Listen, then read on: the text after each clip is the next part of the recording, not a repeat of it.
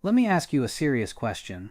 And no, it's not a trick. Look, a lot of times questions are asked as a sideways way of making a statement that's kind of rhetorical terrorism of a sort, really, and absolutely awful for honest debate. It's kind of like when someone asks you to answer a question flatly yes or flatly no. The world doesn't work that way, so no matter which of the binary choices you make, you'll be lying at least a little bit, and that's counterproductive. Anyway, here it is. Why do you watch horror films? Now, I'm not asking you why you're a fan. That's wholly separate as far as I'm concerned. I reject that there's some ladder of fandom where one rung is higher on the true fan scale. Who gives a shit? You're probably a bigger fan of the Halloween films than I am, at least at this point, but I probably have you cornered on The Club or Slipping into Darkness.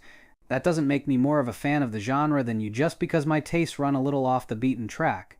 I like what I like, you dig what spins your propeller. We're good.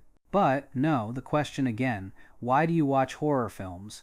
You see, we have choices of how to spend our time, not just books and video games and music and art, but touching grass or learning a dead language. You can do things, you know?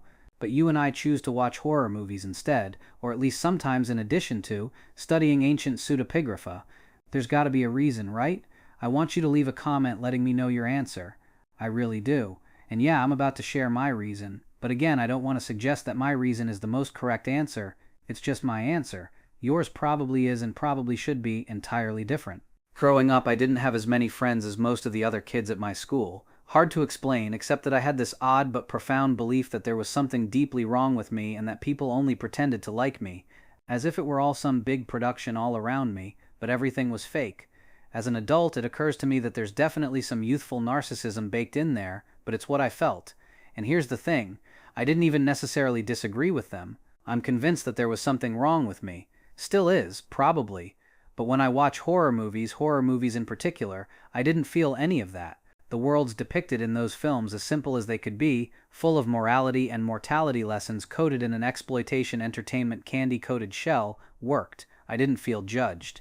And yeah, if you've never felt like this, then this won't make a lick of sense. I get it, but it really doesn't matter. Horror movies made me comfortable and feel like I belonged somewhere, and that was a rare feeling. I didn't have a bad childhood, by the way. I wasn't abused. I didn't catch polio and spend years in an iron lung. I'm not looking for sympathy. Hell, most folks probably had a worse time of it. But when I look back on my formative years, the memories invariably involve horror. The yard sales where I'd find old paperbacks. The department stores selling public domain movies on VHS at a price I could afford. Scanning the free TV listings in the weekly booklet that came in the newspaper, planning my Saturdays and Sundays around UHF channels, playing Hammer and Universal Classics, and some not-so-classics.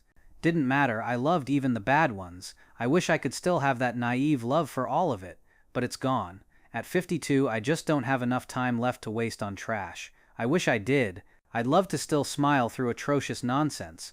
Why did Peter Cushing feel like a family member? Why did I connect with the plight of the monster in Bride of Frankenstein as deeply as I did? Why, to this day, do I think Vincent Price had the best voice of any human who ever lived?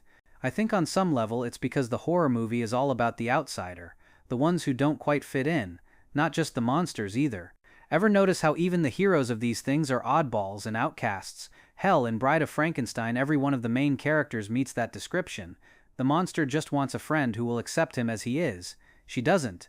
I feel ya, man. As a kid, that climatic scene was mind-blowing. I'm not sure I even understood what the word profound meant before that, but I sure did as the brief end credits rolled. Then, in my teenage years, I met even more extreme outcasts. A cannibal family in a rural farmhouse.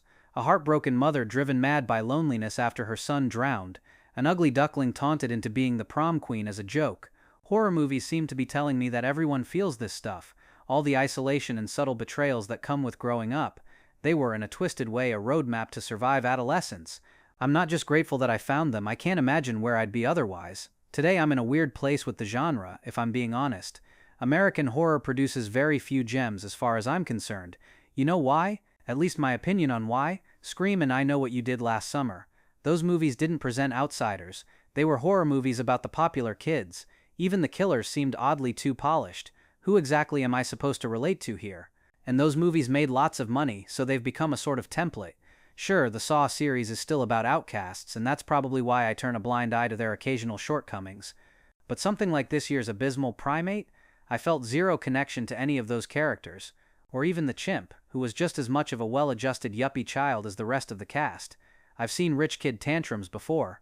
Being a monkey with rabies doesn't make me want to watch it even a little bit more. Thankfully, indies and foreign films have a better batting average, that's for sure. Last year's Ma, an Indian movie about a widow and her daughter who go to live in a town full of weird cultists and creepy possessed girls, that hit the spot for sure. Even lackluster CGI couldn't hurt it. You see, get the point of view right and I'm in. I felt alone in a crowd. If you're watching this, I suspect you have too. That's horror, and that's why it hits rights for me. Because even though the intensely exaggerated drama is pretty silly at its core, its heart is beating. And if people are making movies like that, it means someone out there gets how I felt at 12, and more often than I'd care to admit, today too.